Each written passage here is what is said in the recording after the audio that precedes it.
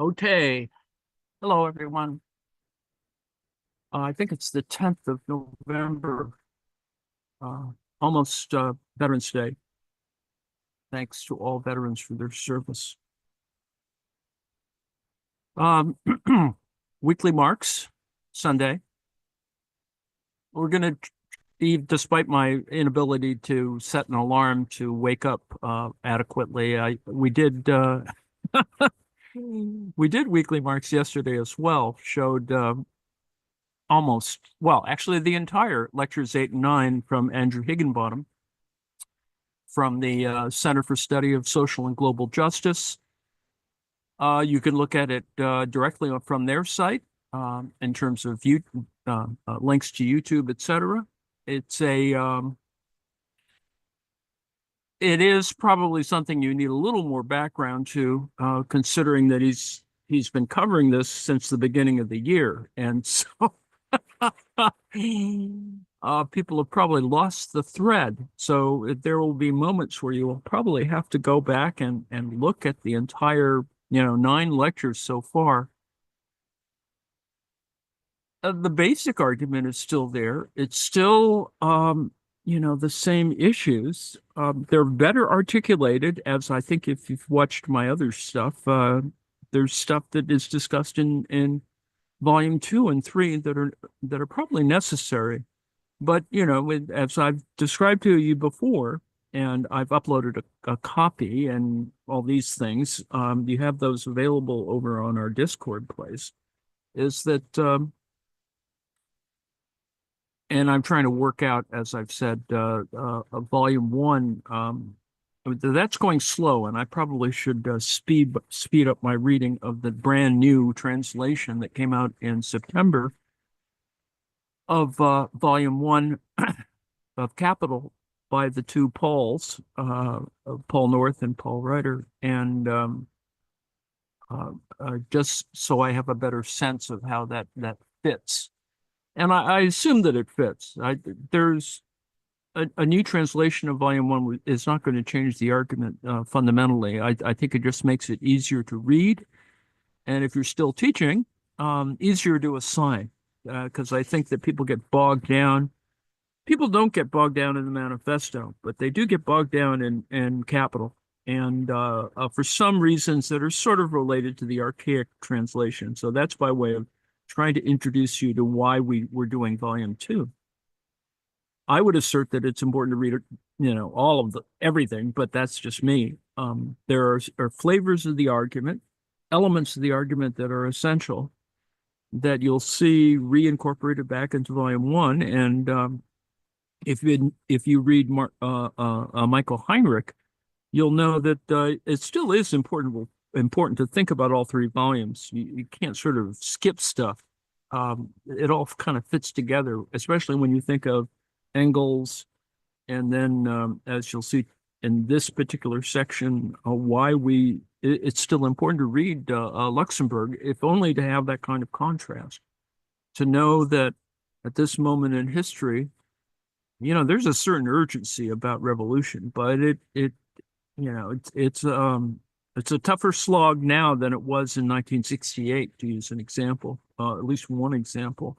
So we're not the argument used that critical mass is necessary. Well, there's just ain't no critical mass yet. You've got people too worried about their cars or their houses or stuff, their kids, to think up in other ways. So anyway. So I urge you to sort of listen to it. The nice thing about YouTube is that you can back it up, stop it, get a better sense, because Higginbottom himself crams probably twice as much material into a single presentation. So he does maybe 25 slides, but each slide has sort of 2 or 3 other slides sort of built into it. Aside from links, there's just a lot of stuff there. And getting a better sense of it is actually important. We know, of course, that he has a certain interest in Latin America, so there's that slight bias to it.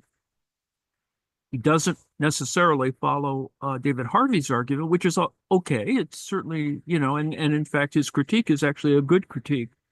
It's one that would be problematic if you were studying with Harvey. So that's also a good point, is that one needs to be to look at a variety of sort of ways of thinking about stuff like capital.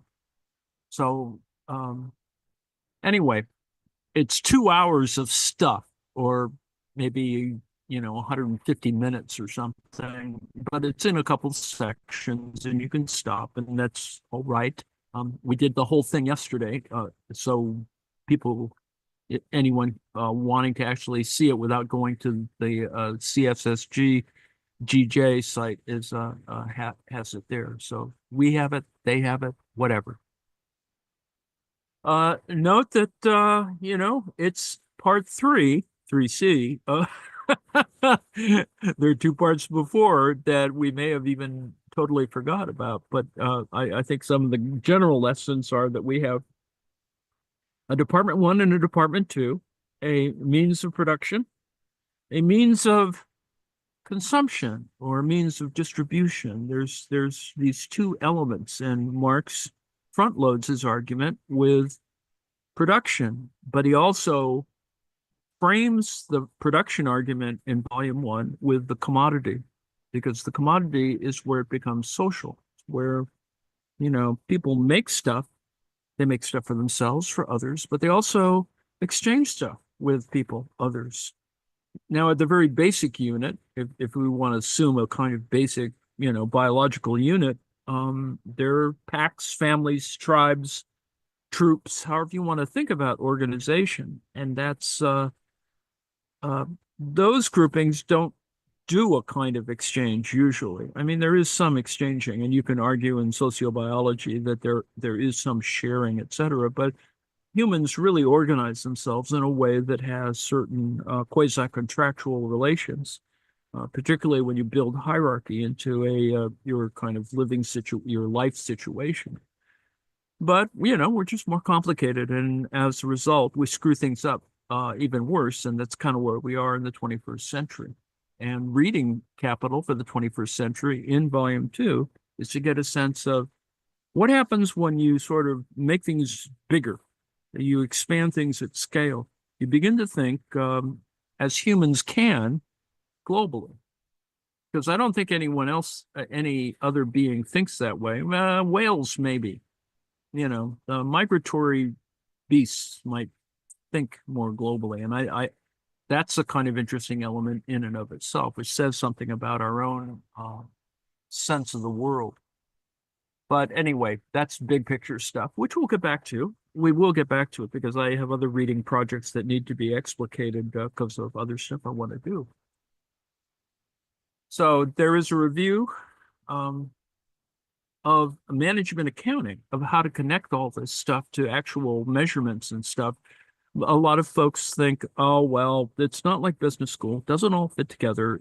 It's just idle utopian thinking or whatever, idealized. But no, there's a significant number of Marxists, more in other places other than the United States, who actually try to get down to the details. And generally, British interpretations for Anglophones, for English speakers, you need to sort of get this sense that there's a certain incompleteness for people who, suffered through the American education system about how to understand some of these basic arguments. That doesn't mean to say that every Marxist in Europe has that, because it's pretty clear that there's a humanist scientist or humanist slash social scientist division that causes problems occasionally. And a lot of people spend a lot of work trying to work through that. So there is some really interesting new stuff that has come out. But on the other hand, if you've read enough of it, this is sort of not repeating or retreading, but revising certain lines of inquiry that's part of what we do, right? The old wine, new bottles argument. We got to get past that because it's more than that. Let's just say that it's more than that. Anyway, so chapter 21 is in this section, part 3. It's the accumulation and reproduction on an expanded scale. This will, sort of get you to think, not unlike volume 1, about what happens when machines get bigger. And so that's kind of what's going on here. what happens at the moment of replacement? What happens when we really think about kinds of smaller divisions of labor? It is not fully microeconomic, but it has kind of micro divisions. So I have a set of slides here that is essentially the summary slides from Higginbottom, and so there'll be stuff here. There are four ways of explaining. No one explanation is the best, I would assert. I say that I say that because decades have been spent either refining the algebra, going to the next mathematical level, which is actually really interesting, but not enough people teach it.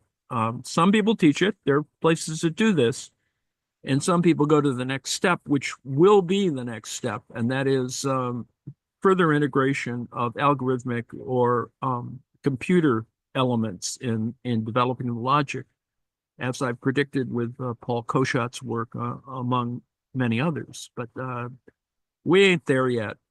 There'll be a moment where it become a lot easier, and it will be easier to make that ideological choice without getting too crazy. As we've tried to look in the history of our little, if I'm teaching a course, we've gone through little explanations here and there, and we've actually had input from a variety of folks. We've been exposed to Minsky, Hyman Minsky, which is really important, and Kalecki, Michael Kalecki, because these are guys who, or Schumpeter, these are people who, mention Marx, but try to stay away from it for a variety of political reasons. I think one is able to stay at Harvard longer if you don't quite, drag out your ideology all the time. And if you sort of stick to your guns, things are fine. It enables other people to trash you for a variety of reasons, but it actually allows good research to continue. So that's why text examples plus algebra and diagrams are actually useful, and some of us learn differently. So I'd hope that you don't worry about the algebra. Sometimes it seems a little nuts, but it's actually important if you go, a little further. You could make the next step to pre-calculus algebra and then see where it all kind of works, and don't let other people try and convince you that the math is bad. It's not bad math, it's just different. Anyway, so it is working through examples, and Higginbottom does do a lengthy thing here. The first, he begins with talking about definitions of capital, and he refers to a variety of sources that sort of rethink the question, what is capital? Because even the definition of capital changes once you begin to try to define people as capital. And obviously, from a humanist point of view, that's probably making another step towards alienation and et cetera. But it is important. Because on the one hand, it's a lot easier to reduce everything to numbers or forms, but and for the argument, it's easier to think of capital in these kinds of ways without thinking of humans. But there's humans at work at all moments, and not to go too crazy about saying that, oh, well, it's all there in the diagram. Well, it's not all there in the diagram. Only is a dimensional representation. You need to think about that there are multiple dimensions of representation. So what he tries to do here is to show that capital has a variety of forms, a variety of sort of locations of where it keeps moving around. And the whole point of this section, this whole part lecture, is to describe to you the details. It's not so much the minutia, but to give you a sense that actually all these things are there. It's just that a lot of them don't get teased out to sort of see, oh, okay, well, this is the place where because it's variable capital, because it has the ability to be redefined as surplus, that it helps build at a larger level surplus value. You need to sort of get this sense of that it is the economy runs, there are people do stuff, they buy stuff, they exchange stuff, but it is this kind of set of formations. The problem of the last election was that I think every person who makes over, I've never made it, over $100,000 a year freaked out about the Biden administration for no good reason.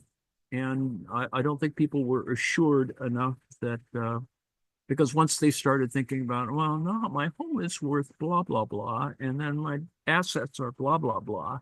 And so they got crazy and defected, decided not to vote.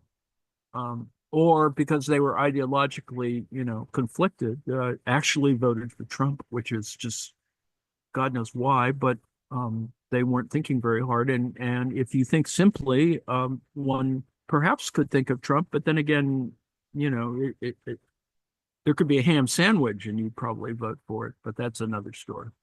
The example that Higginbottom uses actually is Best Buy data.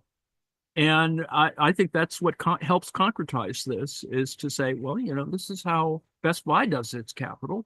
This is how it does in its annual statements. And annual statements are really important objects, actually.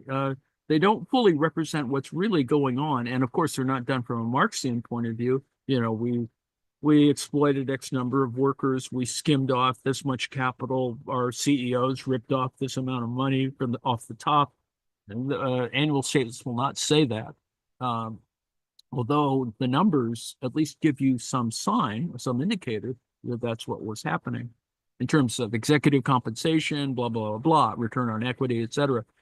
So I like to think that he's actually, over this little 3-year period here, he sort of shows, you can actually concretize the info, and it's how capitalism operates, and this replicates itself across other things. Noting, of course, that there's always slack involved in accounting.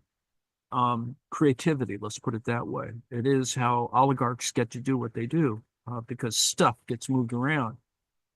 And we don't spend enough time from a governmental policy point of view, tracking all that shit down, which is unfortunate. It's easier to audit people in the kind of middle income range because they have better records or less disguisable records, let's put it that way. You can define transparency how you want, but ultimately, the contradiction that always comes up, well, blah, blah, blah, capitalists paid no taxes, personal income taxes this past year, and yet made billions of dollars. And so, for somehow people need to see that as more than a cliche. I mean, you really have to actually go, well, no, that just shouldn't happen. You should be taxed at 50%, and everything would be fine, actually. But anyway, so variable capital and wages. So there's the question of whether this is convertible, the capacity to do labor as opposed to assessing it as capital. So this is where the problem gets screwed up. It is the critique of Marx to say, well, people are still there. Even though you've put in the abstraction, the concrete correspondence is not quite as obvious or necessary or essential. And maybe we need to look at other kinds of relationships that are structural but are only structural at scale. That is, I probably could sit down and share a meal with Jeff Bezos or whatever. We probably have nothing to talk about. But you just seem human to me, and putting a round in the back of his head, it doesn't really come to mind so as a class enemy or whatever. So, that there's that level, but at a structural level, it's like, dude, you're a class enemy. I mean, this is causing havoc for thousands of people, if nothing else. And although then that gets into an abstract area. Did Jeff Bezos's sort of pressure, however you want to define it, relative to the Washington Post, change the election results? No, I don't think that is, but it's an interesting signifier of a broad range of activity that did probably affect the election. Now, whether you want to say it's a class thing or an antagonism or whatever is a whole different set of questions. But, there is this way in which you need to think of the economy at scale, its macro level as opposed to its micro level. Similarly, this issue of social capital is part of that redefinition of things. And we have several organizations, World Bank, International Monetary Fund, the Bureau of whatever, uh, settlements, et cetera. All of these things are at work, but they tend to over abstract what's going on. Yet these issues have been in our minds. Um, and Hodgson's discovery that in an 1842 document for the East India Company, when the East India Company was British, is actually kind of important, a colonial kind of perspective. And that's not unusual. That's not a glitch. It is the thinking of that is probably widely considered, not necessarily defined during that period. And so, this carries through for people like Gary Becker, Theodore Schultz, et cetera. So you have versions of this, of abstraction. Now, from that, it is, as Higginbottom would refer to it, it is the issue of, how are these things measured over time? Questions of depreciation, the rate of profit. And I'm not going to go through all the numbers here, but the crisis in defining Marx or in accepting Marx's kind of position on these matters is not a abstract one or isolated or discrete from the standard accounting measurements, et cetera, amortization, net present value, all that sort of stuff. It's just that it's not taught that way. And so unifying that discourse is probably an important pedagogical point. But surplus value, profit, is being created, and that they're not necessarily identical, and that they're not always, sort of identical to labor or even labor power. It's just simply that the measurement is not completely transparent. And that's kind of where the future is going to be, is where at this moment where because you can quantify everything, you can actually get measures of, surplus value, et cetera, without, engendering a whole ideological attack. I think you can actually see where surplus value is being created and see where it goes. You can actually trace it. I think that's the advantage of advanced technologies. You'll be able to see where everything is going. The fact is that it's not as transparent as it is. We don't know a lot about the, machinations of how rich people, pay taxes or don't pay taxes, and how it gets moved around from a kind of intangibility point of view. Now, we can, of course, see in the Marxian sense, how certain extractive industries operate. And I think that's the important point of Marx and Smith and et cetera, is to see how those kinds of things operate. Write-offs of failed exploration investment. That's a very big deal for extractive industries.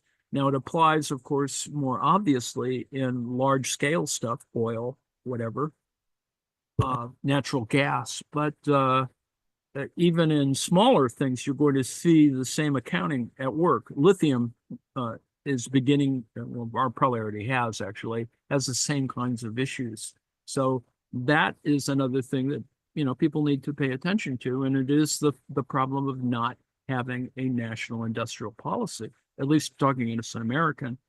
I mean, frankly, there should be a global industrial policy relative to the climate, but and it would be unproblematic if we could actually agree on stuff, but you have all this other stuff going on.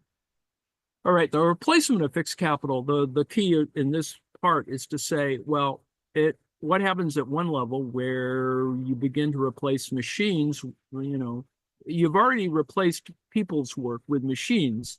Now you need to get a sense that replacing machines is not quite the same thing. And it's just because they're machines, they're not people, and they have a different, life. And you need to sort of figure out what that is from a fixed or circulating point of view.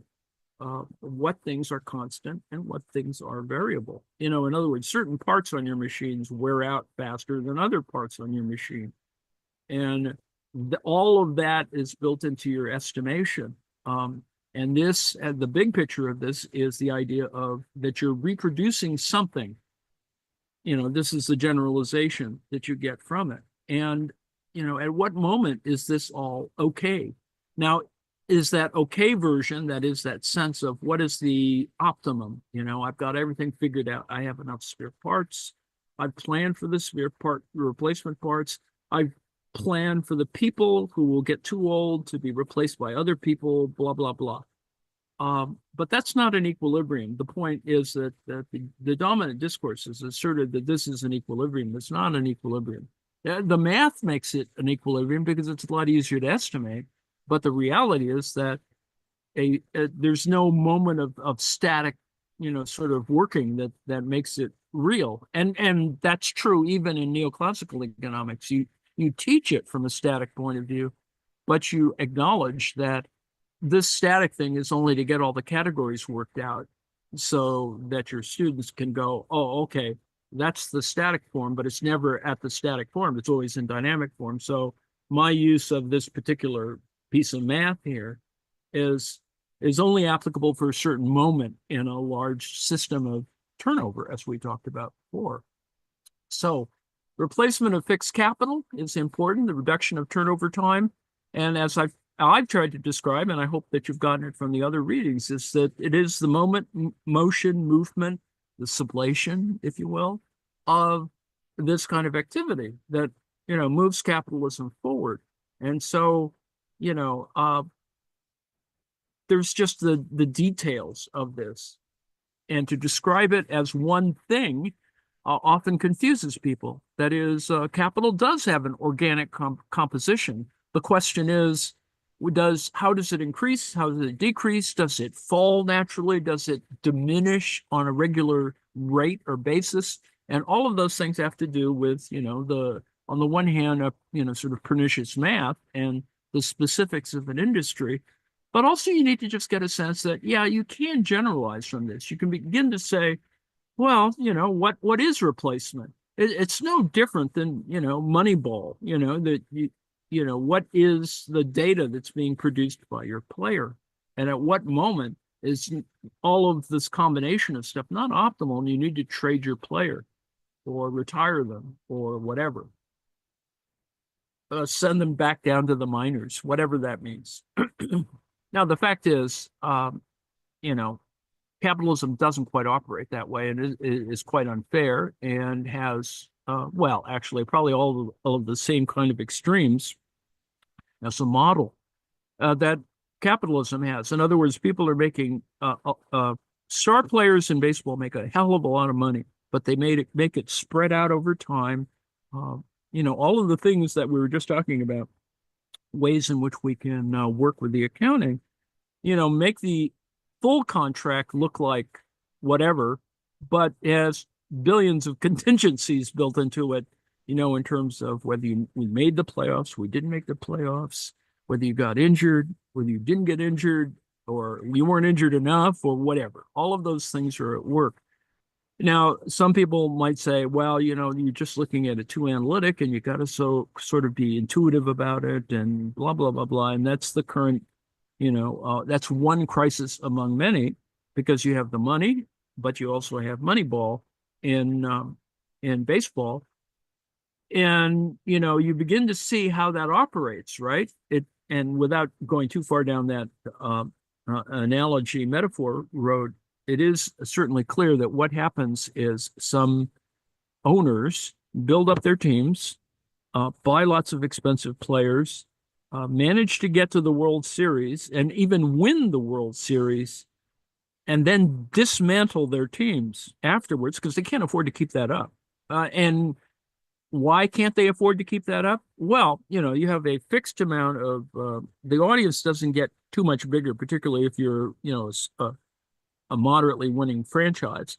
But also, there is a limit to money. There's a limit in the number of days to the year. There's a limit to your dynasty. And so all of that requires, from a capital point of view, from a growth point of view, you probably have to destroy the damn thing. And that's what happened. The best, well, I'm not sure the best example is, I think it's the Florida Marlins, are an example of that. And the Arizona Diamondbacks are that. In other words, they won the World Series, but then they destroyed the team in about a year or two right after that. There was no dynasty. They didn't repeat until, much later or whatever, even get close. And yet, if you're a fan of those particular teams, you sort of accept it as sort of the way it is. And that's unfortunate, but that's what happens. If you have, specific teams that you follow, actually you can make these kinds of analyses. And the Moneyball thing is useful because it is a way of framing certain things about the argument, because now we have other elements that valorize the production of this level degree of culture. In other words, fantasy baseball, fantasy football are this other version, which are no different than the election. That is, that shift that you saw in the betting markets was actually kind of interesting. Not that it was a good thing, but some people made a shitload of money in the last election. And you want to ask how and why they did that. But anyway, so expanded reproduction. It moves. It affirms and negates, it accumulates, the scale of production increases. It is reality, but it could be with or without productivity increases. And so money helps move all that around. And as I've just described, that it's money that kept on moving all this stuff around. It moves in time and it accumulates, but it accumulates not so much as one big capital, even though that's how we describe it, but it's lots of little capitals. And yes, they aggregate to one big thing, but you could also say that because of their value, other things get expanded, other value gets expanded at the same rate. Now, the issue for Marx in his era is that, he was dealing with somewhat relatively, sort of simpler constructions. Hoarding is part of it, and gold.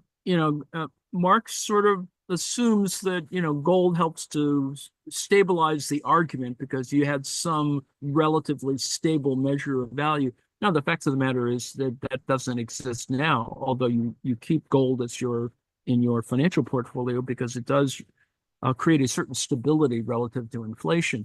And so that's okay, but you need other stuff in your financial portfolio to do that. No one has gold everything, even though, certain people plate everything with gold to pretend that that's all that counts. Well, it's not. And, the obvious contradiction is anyone who would gold plate everything and have wealth mainly embodied, not in gold, actually, it's just an appearance, but in real estate is the ultimate contradiction. All right, so accumulation is the overall question. You've sort of held things moderately constant with gold. And so the argument here is at a certain level between the two departments of, how is it that stuff gets produced? How is it stuff gets exchanged? How is it the department wanted to work together to create surplus and also to allow for accumulation? Because the initial simplified model that you would see in volume 1, for example, that's not real. It's just it's to popularize kind of some of the more problematic notions of this. So it's pretty clear that capitalists have to buy machines, but they also have houses. So they also interact with people. They have a culture and they spend money and buy yachts and blah, blah, blah. And so all of that occurs too, So that's kind of what the rest of this is about, is to show how there is subtle, marginal, as it were. You see, this is all sort of not solved, but explained on the capitalist side by talking about marginal analysis, that, certain parts of this get squeezed this way, and then it shifts this way, and the math points it this way, and all that's fine, and it all kind of works out algorithmically. It's slightly more complicated for Marxists because, they don't want to think in the numbers, but you need to sort of produce these diagrams or algebra to show, that something does happen. It moves from one thing to the other, and certain margin or small increments or portions of things move around a little bit. And so the difference between the two departments is a reproductive element that by the time you get to the next stage, department two, stuff moves around. And what do you call the thing that moves around?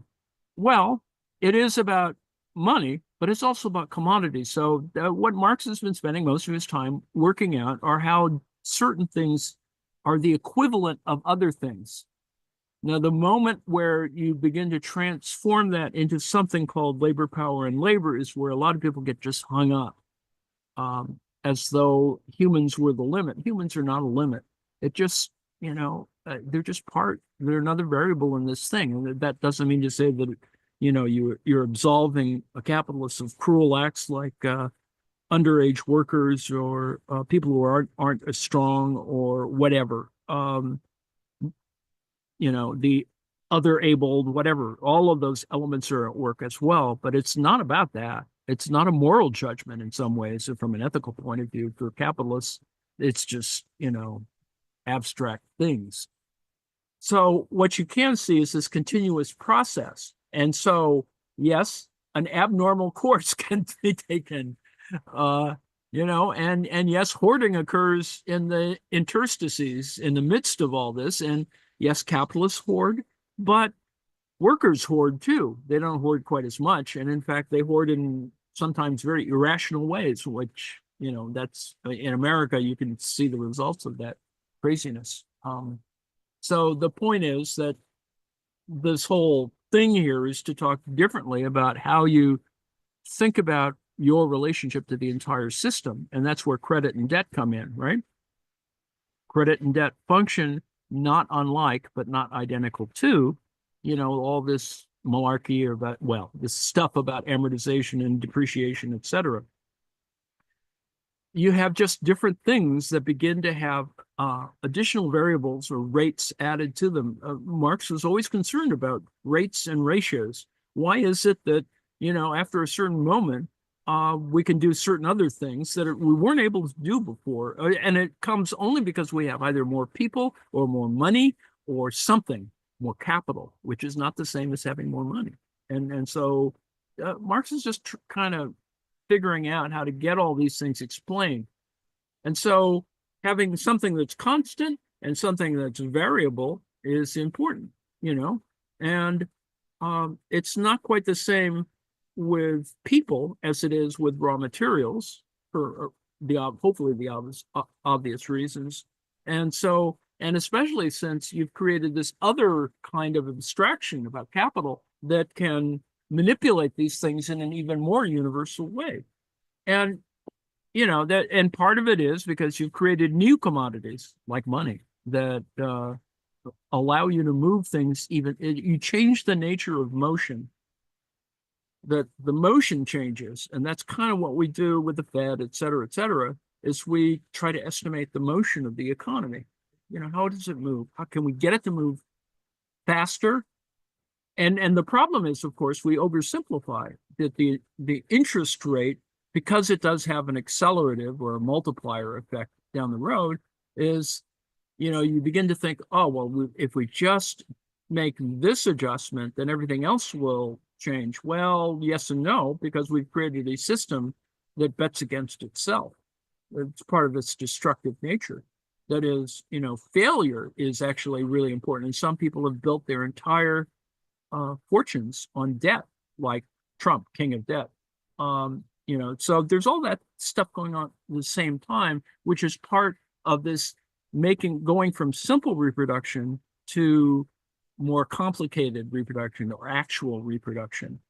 And so, you could say that Marx is doing exactly the same thing that other economists, regardless of their ideology, were doing at the same time, trying to work through how is it that we get to sort of this micro foundation explanation about how individual capitalists operate, how individual workers operate, and how when you start to increase them, what happens in this whole, mishmash.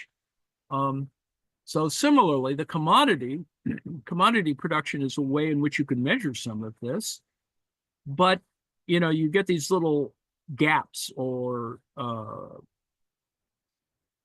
well, they're gaps. They're do you or do you not buy the next yacht?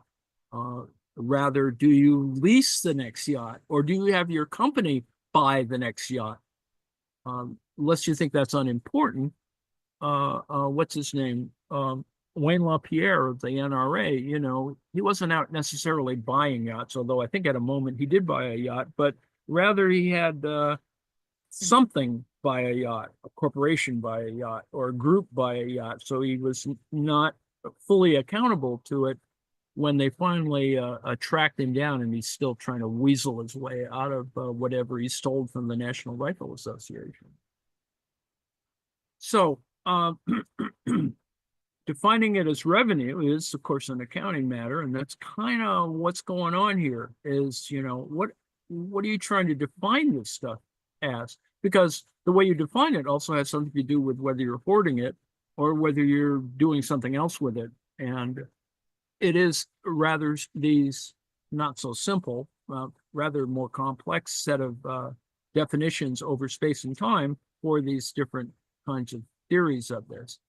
Now, he goes through a schematic sort of thing with all the algebra, and the algebra sort of works. It's actually the first pre-calculus step for all the numbers, which is fine, and one shouldn't get nervous about it. It's just, you should go through the numbers simply to prove to yourself that, oh, okay, when it increases in scale in a marginal way, other things occur at the same time. And they occur because these ratios start changing at certain scale levels. And that's pretty much it. All of these numbers can actually convince you that over time, small changes have larger implications as you move through it in terms of constant versus variable capital. The formation or creation of variable capital is how you allow this to happen. And these are, in effect, and especially when you look at things like rent, et cetera, you're manipulating them over time and space. And that kind of changes all this stuff, which is why you have it there, that land, labor, and capital. They all don't operate quite identically, but they are factors of production. So anyway, all he's trying to do is say, well, okay, stuff grows, some of it gets reincorporated, others we use to expand, some of it gets hoarded, some of it gets, spent, other things happen. And that may seem like oversimplification, and that we've spent a lot of words trying to work through this. But if you want to, sort of, it's a certain faith in Marx that and you wouldn't need Marx to do this. Other people have done this. Sismondi, a variety of other people kind of think about this. So it's not one person who created all this. Marx and Engels, did something with it. But essentially, it is about trying to work with what you had in front of you. That is a growing or declining or crisis-related class system. And yes, in the French case, particularly when Smith is writing, you got all that French crap going on. And so, you're thinking about, well, God, all these classes are screwing up. And then there's these different holders and owners. And that's why physiocrats are trying to go, well, no, it's all the same stuff. It's just moving around. You just put it in a big table and you can sort of work through this. Essentially, that's, what Smith, then Ricardo are trying to work through, is that, oh, no, it's all there. The land hasn't moved around. Some people get executed, other people get imprisoned, other people do crazy greedy crap and whatever. Some people flee, some people stay, etc. So this is kind of, it's a big system of movement, but it's there. It's not like it's not there. I mean, you can say that it's not there, but something's going on. And Marx, among many others, is just trying to account for this. He creates a series of categories which are worth covering because they allow us to do other forms of analysis. In other words, the commodity, the concept of a commodity allows us to assess are hoarding. Well, that's just one thing. Can you monetize your beer can collection, for example? Your beer can collection is not probably as valuable as your baseball card collection, just to use this, mundane example. And so these commodities or potential commodities, and of which anything could be a commodity, it's sad to say, change the nature of how we think about stuff. We don't use pork bellies anymore as official large-scale commodities on the exchanges, but and yet it's that kind of interesting idea about whether we were or weren't eating too much or too less meat, whether we were eating too much or too less pork, and makes it even more an amusing argument because I don't think it's done in there's no exchange value or market commodity exchange in the PRC system. And it would just amuse me considering, and I haven't looked this up, but I think it's there. I know there's a couple of articles on pork consumption in China, but the Chinese are the highest pork consumers in the world. And so just to think of that as a commodity market would be an interesting Marxist argument. I mean, it'd just be an interesting thing to think about. And I'm sure there's somebody plugging away at this at the Marxist University. But the point is that we're talking about form and movement. And form doesn't mean that it's static. It's just, it has a certain shape, but it's a shifting shape, to use a quasi-scientific term. But these things are happening. And to be able to assess this flow, the stock and the flow of this argument, it is really important to understand how the economy operates. Now, there's certain submarkets that are kind of, they achieve idiocy, right? The yacht market, for example. Technically, Putin has 2 yachts, and they're identical, which is even weirder. But, you need to sort of think about what that means. Because one of them he doesn't own, but it's one that he uses all the time, and it's identical to the other yacht, which he doesn't own. Putin is probably, some people have estimated that Putin is the richest man in the world, and Bezos and Musk notwithstanding. It's just that he doesn't own a lot of the stuff that he owns, which is an amusing contradiction. So, general points. It is a development from Volume 1, division of total social labor. There's a dual aspect of labor in terms of describing the difference between an aggregate and a totality, a complete totality. The idea of abstract versus concrete labor is kind of important to think about. It's just a way of working through structurally the definitions. It's not to try and create certain, absolute and relative are not identical to abstract and concrete. Some people would want to make those distinctions, but you have to sort of actually be able to think about abstract and concrete and absolute and relative in your same little brain space. So once you begin to think about that, and Marx, to his benefit, does actually think that way. You sort of need to think about how, and it is part of the front loading for Volume 1 to allow for concrete versus abstract, but also relative versus absolute relations and the movement among these things. And now, so the level of abstraction shifts from individual capital metamorphosis and turnover to the reproduction of the total social. This is a very simple act, and it's not simplistic. It is just a simple act to show, oh, okay, well, we introduced this idea of abstraction partially because we front-loaded Volume 1, and to show just simply these are more the details in Volume 2. The produced commodities are already bearers of surplus value that is realized but not produced in their sale. And that's the exchange element here. This is Department 1, Department 2. You make all this stuff. And yes, of course, different producers produce different machines for other, et cetera. There are sub-markets in these things. And this is not to destroy the notion of a market, because that's kind of while they're all communists and it's a command economy, and people at the top determine what how much borscht you get or whatever. It's just bullshit. the idea is simply that certain other things have a certain shape to them, and they kind of move differently, and that markets do exist. They exchanges do exist. Let's put it that way. I mean, if we call them markets, that gets all this other stuff sort of polluting our mind.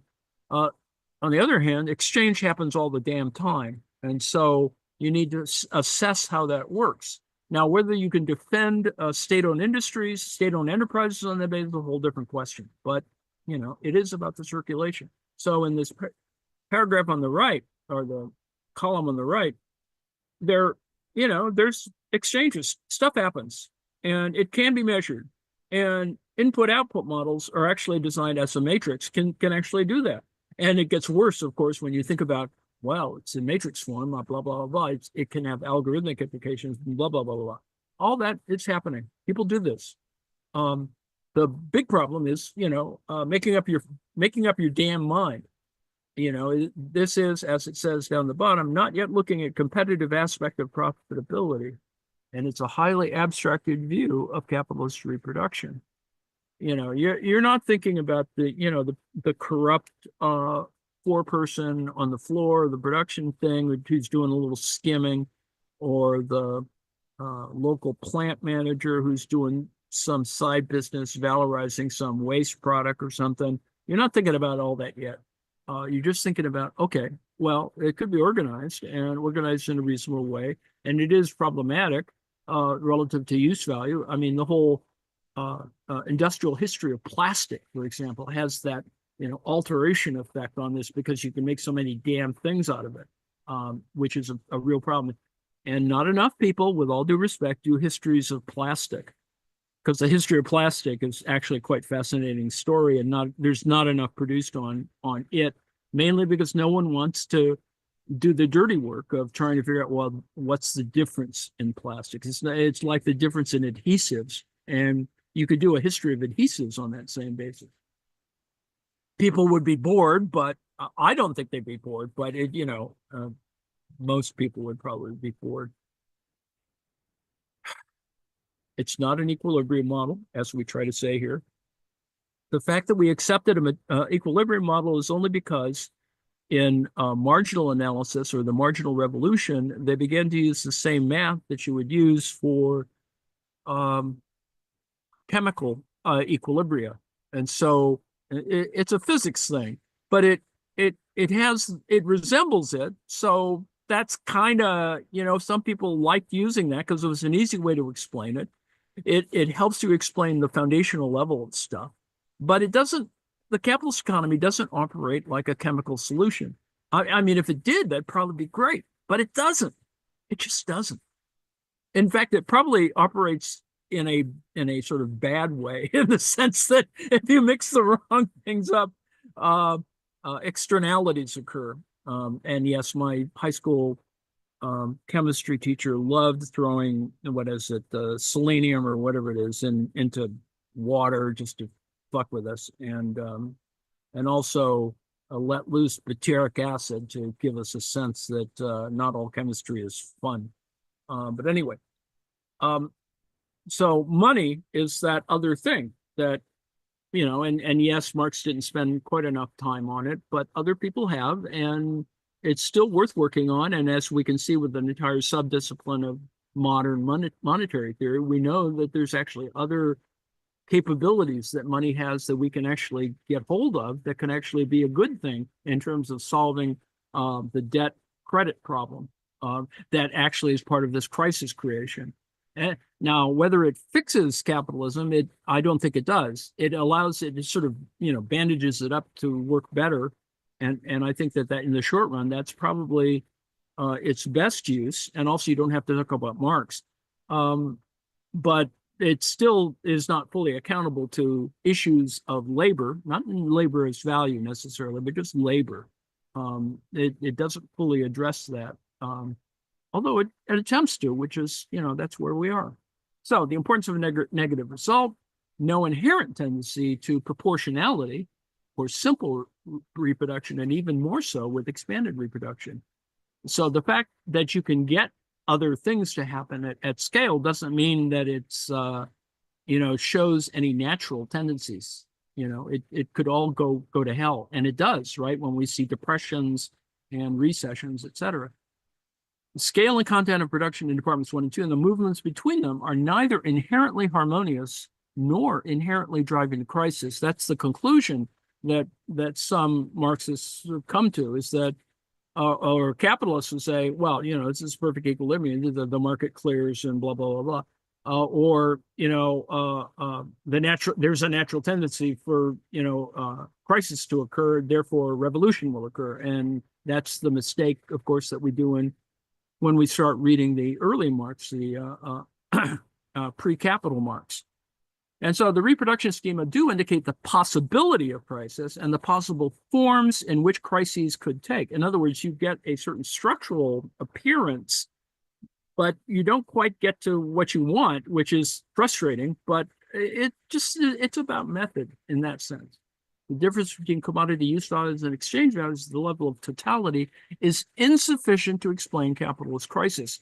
Now, that's like a whole decade of some people cogitating around with Marxist theory. So you need to be sort of ecumenical and say, okay, we could say empirically that the world in front of us is going to hell in a handbasket, but that doesn't necessarily explain capitalist crisis. So that's the kind of other thing.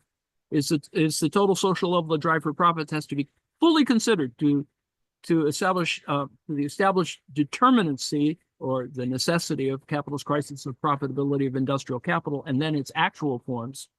And this is that moment where we go to volume 3 and the discussion of the difference between an industrial capital, merchant capital, and financial capital, which is where we are with the modern monetary theory stuff.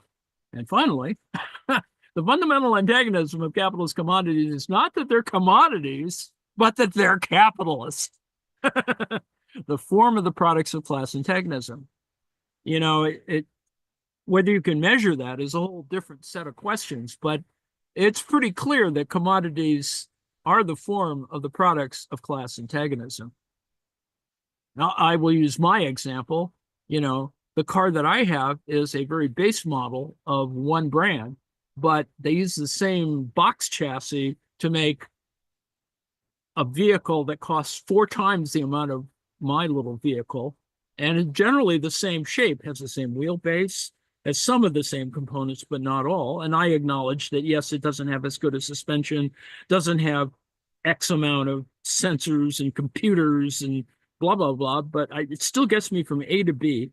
And in my little brain and my delusional false consciousness, I think I own that thing that is 4 times more expensive, that has twin turbos, that is just a wonderful vehicle. And I can indulge that little thing in my mind simply because I don't drive that much. So it really, I'm not, do I need a heated seat? No, I don't need a heated seat, whatever. I dress in layers. Anyway, that's enough of my yammering. Let me thank you for your attention. Let me ask if there have been brickbats or comments or interventions. Some people came, some people left, some people stayed. Anna L., thank you for putting in the fake Trump watches. God, it's just that alone should have turned off rich people. But I assume people went out and bought these $1,000 or whatever they are watches. I just don't understand. Oh, yes, you can vote on which Trump trading card is the bestest, but I would hate to. Well, ultimately, there's an issue of what counts as a market, and the NFT on which is based is a whole nother issue.